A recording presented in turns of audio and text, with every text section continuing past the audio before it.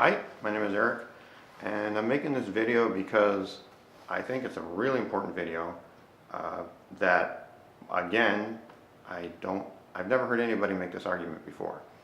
And I've been waiting, to be honest with you. I have no desire to be making videos, I really do not. Not for issues like this, but nobody else is doing it.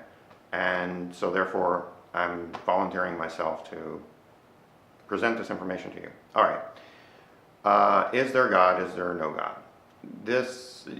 I've been on both sides of this issue tremendously, I can honestly tell you.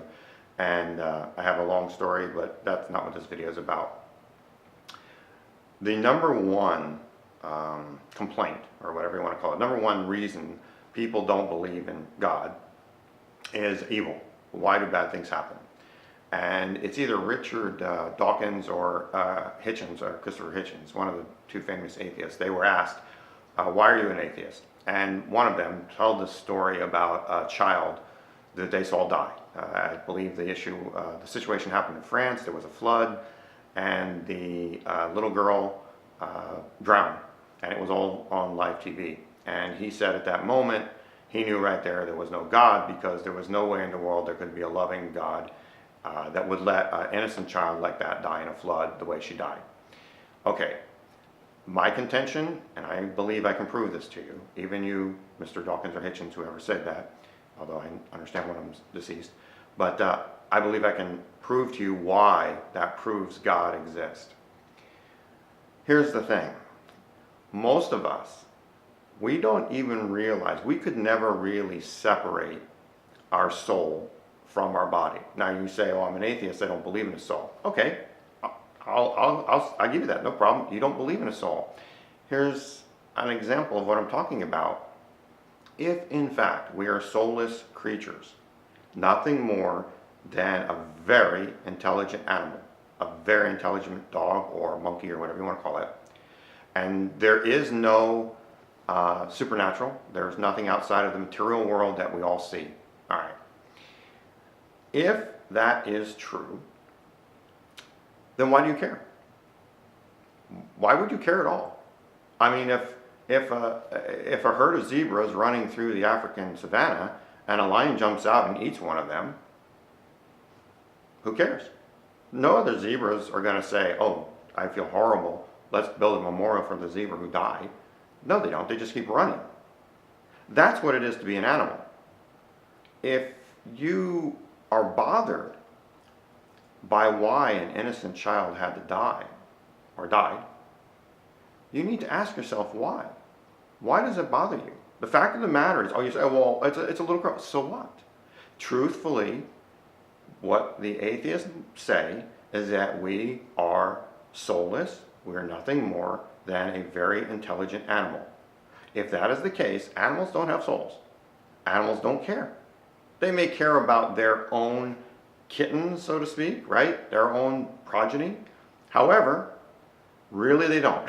Because if you've ever seen the way some mothers abandon babies, you realize that all they have is a reproduction issue.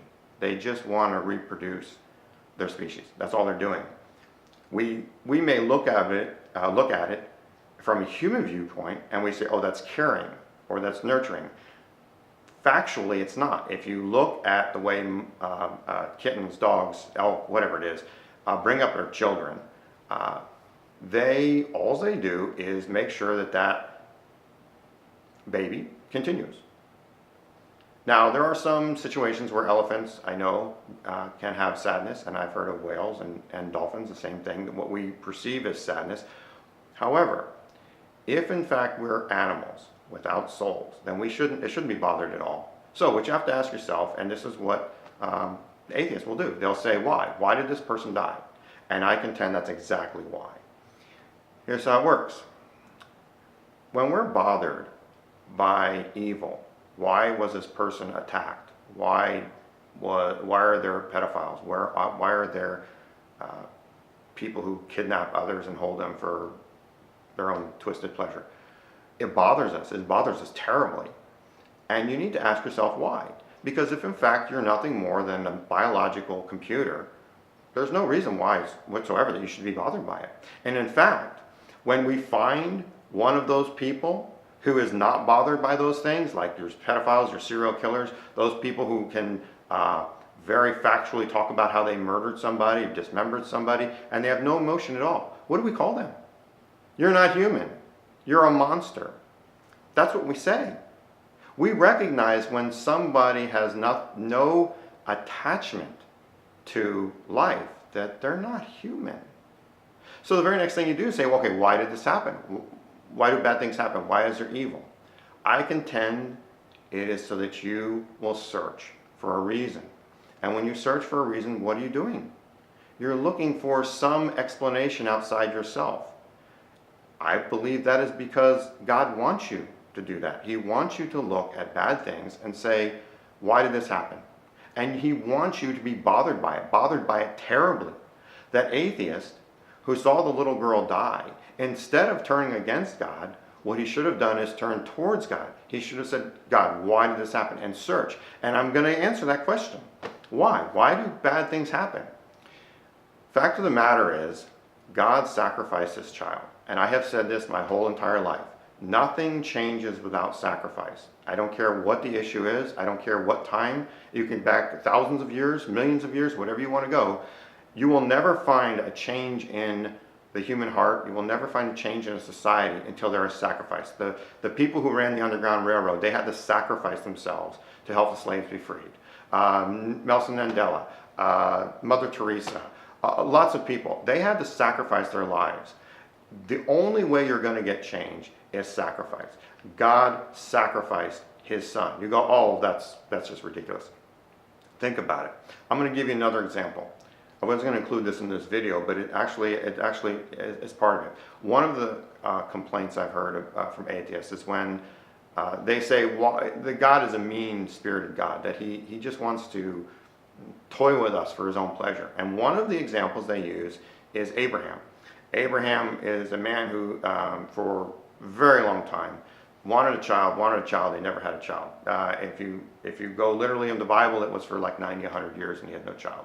But God told him, Abraham, you will have a son, and this son will be, the progeny will be very fruitful, or lots of them. So anyways, but he didn't, and he didn't, and he didn't. And then finally what happens is the wife says, look, we're going to lose all our inheritance. You need to go lay with a handmaiden, have a baby. At least we can pretend it's our child, and our inheritance will not be lost, because back in those times women could not inherit. So that's what he did. He gave in to his wife, and there's a certain amount of logic to it. We don't want to argue with that. So he goes and lays with a handmaiden, and he has a baby, or they have a baby, and they're all really happy about it. But then what happens? Sarah, Abraham's wife, does get pregnant, and they have their baby. And then what happens? Well, God comes to Abraham and he says, you need to sacrifice your child. And Abraham says, what? We waited 100 years, however long it was, to have this child. We went through the thing with the handmaiden, and you finally gave us a child that you said you would. Why in the world are you telling me to sacrifice my child? But Abraham, who definitely had a relationship with God. I mean, there's no doubt. Why? Why do we know there was no doubt whatsoever?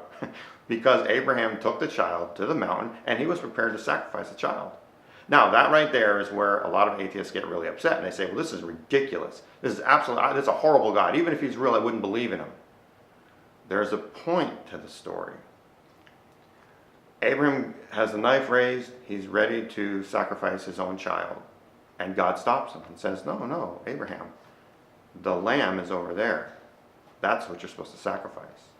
And Abraham was obviously very thankful. But the truth is, when you read that as a father, as a parent, when you read that story, the concept of sacrificing your own child is absolutely visceral. I mean, you sweat, you get upset, you say, how, this is impossible. The point of the story is that's what God did. He did sacrifice his son. He came here, he lived a perfect life, and he sacrificed himself. That's why that story is so important. The feeling that you had, even thinking about sacrificing your child, that is the experience that God experienced. He sacrificed his child for us. So, when bad things happen, it's a sacrifice. It's not a sacrifice like you're taking it up on the mountain, no. But it's still a sacrifice, and that child did die, and the reason the child died was to make us search ourselves. Why does it bother us? Why is there evil? Why do these things happen? And truthfully, a child drowning is not really evil. It's just a circumstance. It's just like you have the tsunami, you have earthquakes, and lots of people die. And you always hear, why? Why did this happen? That is the purpose. That is the purpose, so that we will ask why, and we will start to search for meaning in life. The fact of the matter is, if we were nothing more than smart animals, it wouldn't bother us at all. It really wouldn't. The problem is, all of us are soulful people, so what happens is we can't differentiate the soul from our physical bodies. We don't even know what it's like to live a soulless life. Well, actually we do. It's one of those people that is a serial pedophile, and we look at them and they talk about how they did things to people, and we look at them and go, you're not human. That is an example of what it's like to be a soulless person. Now, there's reasons for why those people do that. Maybe make a video, other people have talked about it. But I wanted to make this video to show people that the fact of the matter is, bad things happen. They are sacrifices, so that we will question why. Why does it bother me? And then you look for meaning. And if you look for meaning in life, you're always you're taken right back to God. Because if you listen to atheists, there is no meaning to life. It doesn't matter. It's just what it is. Okay, well, if it is just what it is, then you shouldn't be bothered by the child drowning. Doesn't matter. But he was. Unfortunately, he rejected God. The truth is, it's not so much that he said there was no God, it's just that he says, I don't agree with what he did.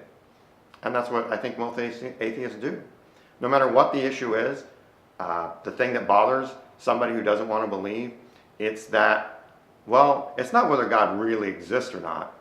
It's just that I don't believe with his rules or his ideas of how things should be done. And so it's easier just to deny. It's just a nice, no, he doesn't exist. But the fact of the matter is, you're still bothered. You're still bothered inside. And so he's asking you to search and find him. So that's why I made this video, because everybody always says the number one issue with people who don't believe is because evil and bad things that happen to good people, and they don't understand why. That's why. It's for you. It's so that you will ask yourself, why did this happen? Why is there meaning? And I hope you do that, and I hope you find God. Thank you very much for listening. I didn't mean to make this so long. Thank you very much for your time.